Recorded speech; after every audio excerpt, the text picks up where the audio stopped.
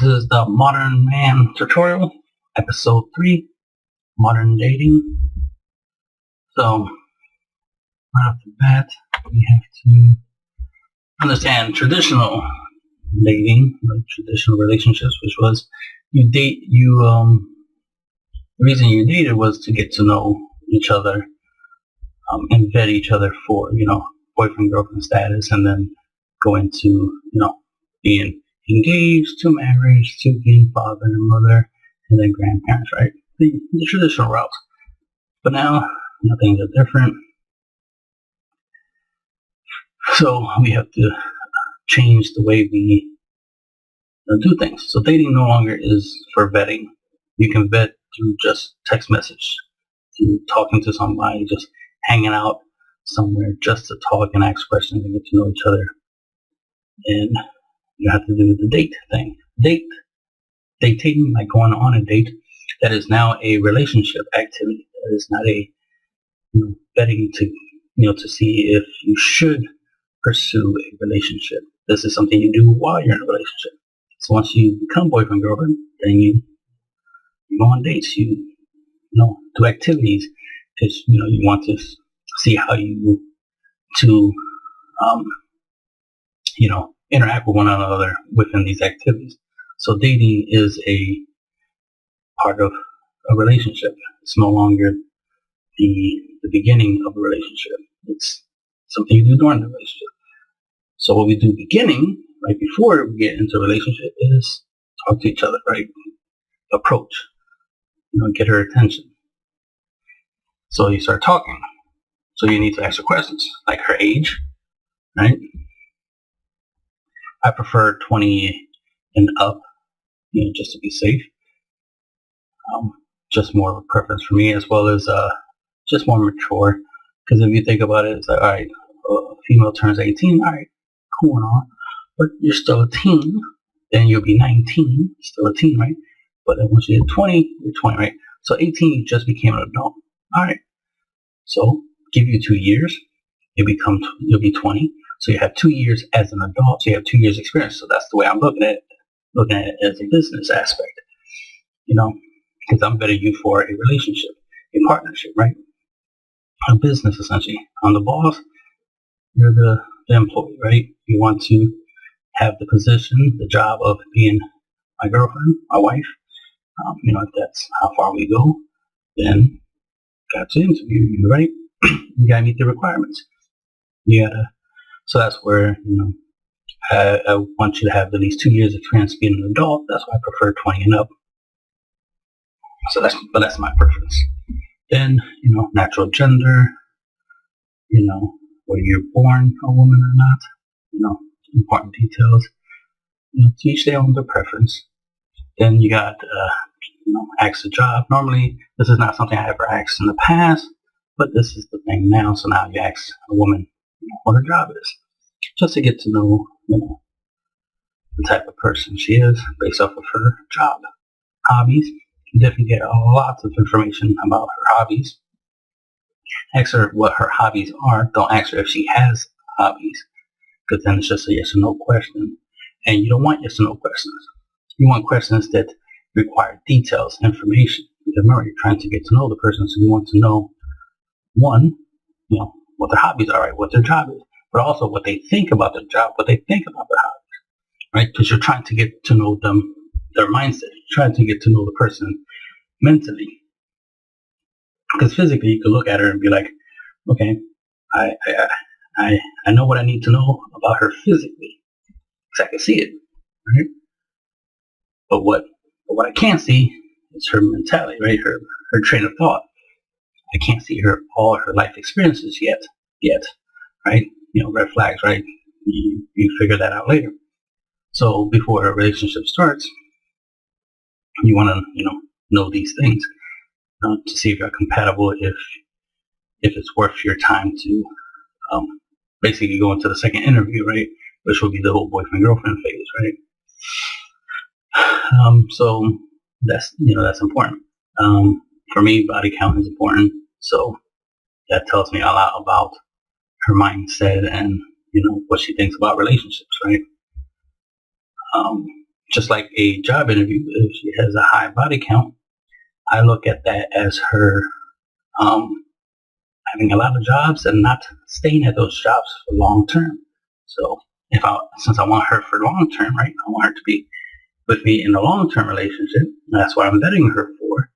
Her body count should be low because that shows that she sticks with, she stays in long term relationships, or at least she doesn't hop around from one job to another job, if you know what I mean. So I look at it that way, like as an employee. It's like the less, relationships she's been in, the more likely she has, some level of long-term experience, right? So like body count matters in that regards. I'm flexible, 10 or less, 5 or less would be better. She definitely is more qualified if her body counts 5 or less, but I'm flexible. I'll go with 10 or less. Any more than that, then it's like, nah, too many red flags. Favorite color, never know, you might have the same favorite color. That can matter, that could be important. Because some people do care about colors, right? I like black, navy blue, so those are relatively important colors to me. So if my significant other's favorite color, let's say it's yellow, it's like, okay, well, I should expect yellow to be included in our relationship. So keep that in mind. And let's say I have a problem with yellow, hypothetically. Let's say I have a problem with yellow. Well, that would be an issue, right? Some people won't even consider that. They won't even consider that somebody else's favorite color could actually be a problem in a relationship. It could actually make the relationship not really compatible. I'm just saying that it is a factor. It could be a big deal, For me right now, I'm just thinking about it. I'm like, yeah, I probably wouldn't like yellow that much. Like walk into a house and the walls are yellow. I don't feel like that's a good color. But if that's her favorite color, right, that's her favorite color. But I don't favor it, therefore it could be a problem. And I wouldn't want color to be an issue in a relationship. So that's why it's better to know up front. And it's just a basic question, what's your favorite color? What's your favorite food? And the list goes on and on of questions that is more than just yes or no. But when you want to simplify things, once you get in a relationship, then most of the questions will be kind of like yes or no. What are your religious, views? Are you this or are you that? Are you Catholic or not? Or your political views? Are you Republican or Democrat or liberal, whatever, right? Where it's just simple, straightforward answers. Do you want to get married? Yes or no? Do you want to have kids? Yes or no? See? So at first, when you're trying to get to know somebody before you start being boyfriend, girlfriend, you ask questions that require explanations. While you're in the relationship, the questions will be more yes or no, more simple. And guys like things to be simple, less complicated. What does she cook? Does she clean? So on and so forth. Sense of humor. What does she find funny? So knowing what type of comedian she like could be important. Movie genres, definitely a useful question. Technically, this could have been used for before the boyfriend girlfriend scenario. Movie genres to see. Because, based off her movie genre, it could tell you a lot about a person. Let's say, because if you ask her what's her favorite movie, and she's like, Lion King, it's like, okay, let's say that's a love story type of movie. Okay, it's a love story movie, and it's her favorite. That doesn't tell me much.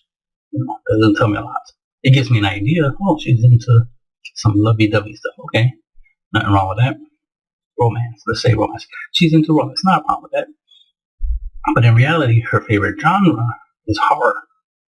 So a lot of the movies she actually watches are horror movies. So she watches horror movies more than she watches romance movies. So that's why actually the genre is more important than, what's your favorite movie? Because I know a lot of people used to do that. Like, what's your favorite movie? And they're trying to see if they have the same favorite movies. It's like, Genre is a way better question than favorite movies. Favorite movies is subjective, it's for the individual. Like, I don't expect a woman to like this, to have the same favorite movies as me. But if she does, awesome. But genre can matter, because if the genre of movies she likes is different from mine, that could be a problem, especially if we're going to movie theaters, and we're going on movie dates, or we're trying to have movie night, and conflict of interest if she likes horror movies and I like romantic comedy, let's say hypothetically, right? Then that would be an issue, because then it'd be hard to pick a movie when we both have different tastes, right? Different interests in what we like to watch. So it'd be a good idea that we have at least similar movie genres. That's just something logical. Then the concept of dating. The reason for this video is the idea of that we need to do things a little bit different than the way things used to be. Since you don't wait until marriage for sex. You can have sex before marriage. People are doing that. So with that in mind, since guys, for guys, sex is important, right? It is one of the main things we want out of the relationship, among other things, but it's definitely one of the top three, as it were. Sex, sandwich, silence, right? It's one of the top three. It's the number one of the top three, right? Things that most men want, that it's important that we put that first and foremost. For the past couple of years, we've been putting it second place or third place. We've been putting other factors in first place, and that hasn't been working. Because putting sex last instead of having it first, one, that benefits women but doesn't benefit men, and that's contradicting. Why spend time with a woman, right, if you get nothing out of it? If you don't benefit from being with her, then it's pointless to be with her. So being with her is supposed to be beneficial for you, and her being with you is supposed to be beneficial for her, right? So both of you are supposed to benefit from the relationship. So if you're not benefiting, you shouldn't be in the relationship. So that's why it's important that we put what matters to us, what we care about, first. And again, of course, it's up to a woman if she, cares about what you want as much as she cares about what she wants. Because that's what you want to find. You want to find a woman that wants to give you what you want. In return, she gets what she wants. And make sure both of you are giving each other what the other one person wants. So we put it this way. For women, attention, experiences like traveling, going to movies, dinners, that kind of stuff, just basic life stuff, right? These types of things, that stuff is sex for women. I'll put it like that. For women, a guy's attention, a guy spending money on her, a guy giving her, a memorable moment, for her, that is sex. That makes her happy. And we're more than willing to give them that. We have no problem giving them that. That makes them happy. Cool. Well, those things don't make us happy specifically. Like for us, that's just normal. Spending money, right? Spending time with other people, interacting with other people, being social, traveling, stuff like that. That's normal for us. That's an everyday thing. It's nothing special to us. Special for a woman, but not for us. For us, sex is what's special, right? Sex to us is what's important. So, therefore, if I give her the date, right, the traveling, the money, and all that stuff, if I give her the life experiences that she wants, the lifestyle that she wants, that's what makes her happy. Then in return, I should be receiving what makes me happy. Whatever it is, if it's something else other than sex, right? But for this conversation, we'll just go with sex like sex, right? I give you what you want, give me what I want, right? So that's very important to keep that in mind, which is why we gotta put that back as number one. We gotta make that a requirement again, because right now sex has been made an option when it should be a requirement. Because one, men don't want sex. Men biologically, through science, right, through the understanding of how men and women, function, why the reason we exist is to eat, sleep, and reproduce. The thing is that men biologically reproduce more than women. Women get pregnant once a year. A man can impregnate thousands and millions of women a year. So see the biological difference. So because of that, yes, women don't care much about sex. They care more about just living their life more than sex. Sex is secondary to them. It's optional to them. But it's not secondary or optional to us. So we can't pretend it is and try to act like sex is secondary for us. No, we literally exist for the purpose of sex. Everything else we do is secondary. So my career, my job, my income, my personality, all that's secondary. My first and foremost function as a male, as a man, is to reproduce, to find a female and reproduce. So we gotta put sex first again, because that's the natural order of things. Natural order. So sex, sandwich signs. Sex, obviously being sex, or anything that's, makes a guy happy. Just even a woman cooking can, make you happy, right? So the main thing is put what makes you happy first and foremost. Make it a requirement that to be with you, that they have to make you happy with what makes you happy. If sandwich makes you happy more than sex, so be it. If silence, as in her being nice to you, her, not creating drama, her not, when you're out in public, she doesn't create a scenario where you end up having to fight another guy just because she did something or whatnot, or said something, and now you gotta defend her just because she couldn't not say something disrespectful to somebody. That kind of stuff. So that's where the silence comes in. So it's like you want there to be, you want her to be useful to you. So her not getting you into random fights will be beneficial to you. Her not fighting with you, arguing with you is beneficial, right? Her caring that you're not hungry, making sure you eat, right? Making sure you're healthy, making sure you're happy, That's where the sandwich comes in. Now I can make my own sandwich or order one, but I do appreciate the gesture of, providing me food when I'm hungry. Just like when she's hungry, I make sure she eats.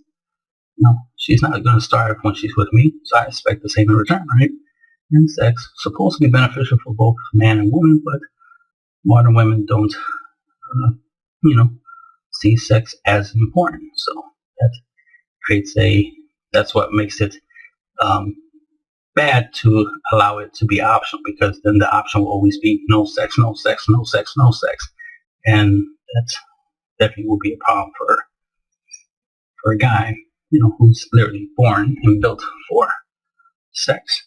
So that's why we gotta put it as a requirement.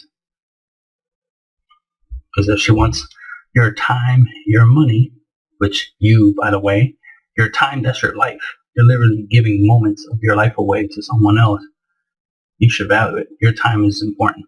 Your money, which you work hard for, it's not like somebody gave it to you for free, or it grows on a tree, or you found the money. You work hard for it.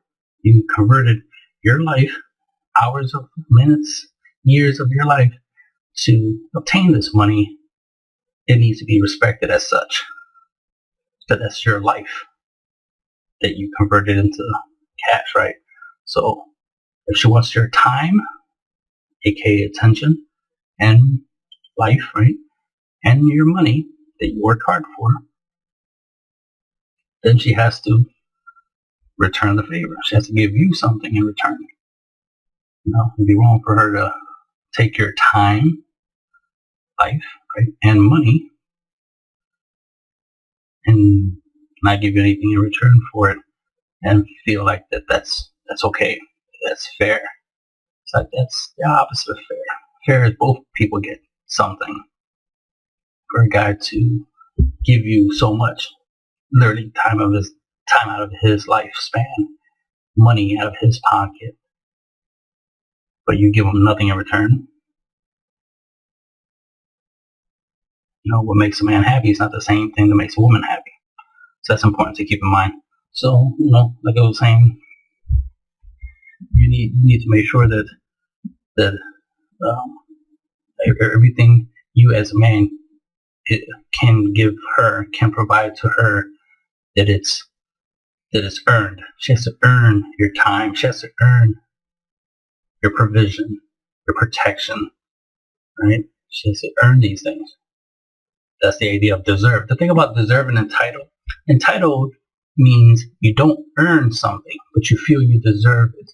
It's like getting a paycheck, but not spending the 2 weeks working to earn it, right? Deserve is you spent 2 weeks to earn a paycheck. You deserve your paycheck, right? So imagine in that example, let's use sex as the paycheck. It'd be wrong for you to spend time, right? Hours, days, years, months, right? With a female, for example, you spend money, right? You give her experiences, make her happy, and then she doesn't pay, right? She doesn't give you the check as it were. Imagine if you went to work and your bosses decide that they have the choice of giving you a paycheck or not, even though you did do the work. You spent 2 weeks working, but they still get to decide if you get a paycheck or not. It's the same thing as if you take a woman out on a date, right? Give her a lot of your time and attention and money, especially if you're paying for everything, and then you don't get the paycheck, right? You'll feel cheated, right? You feel wronged because you were cheated, you were wronged. You didn't do anything wrong. You did the right thing, right? You made her happy, right? You gave her stuff. Right? You did stuff that makes her happy. That's what makes her happy. That's what she wants. That's what she, feels she deserves, is your attention and your money. So you deserve what you want. Whatever it is, whether it's a sandwich, right? Or silence, or sex, or a high five, or whatever. The thing is that, if you do stuff for her, she's supposed to do stuff for you. That's just fair. It's fair. Not equal, just fair. So notice that nowadays, women are trying to be unfair. And that's fucked up, considering the fact that but we made it more fair for you ladies. We allowed you more options. There was a time where you didn't get to go date and talk to multiple guys. You were predetermined for one guy. A guy was chosen for you. Now you get to choose, but then you're being assholes about it. You're choosing poorly. One, you keep choosing the wrong guys and complaining, oh, he's the wrong guy, he's the wrong guy. But well, duh, he was obviously the wrong guy when you first saw him, but you didn't care because you care about what you want, not what you need. So the guy you need is the guy that's always been there, letting you know that he's the right guy. You should pick him, but you keep putting him in the friend zone and keep him at a distance and keep chasing the wrong guys, and then complain that there ain't no good guys around. That's bullshit. And then there's the other scenario where the guys are good, they're awesome, but she treats them like shit. She treats them like they're not good. That's a totally different subject. Women who actually have dated a whole bunch of good men, but she just treats them like they weren't good. So that just proves that she wasn't good. But in her mind, she's an angel, right? That bullshit scenario. It's called delusion. And that'll be it for this video.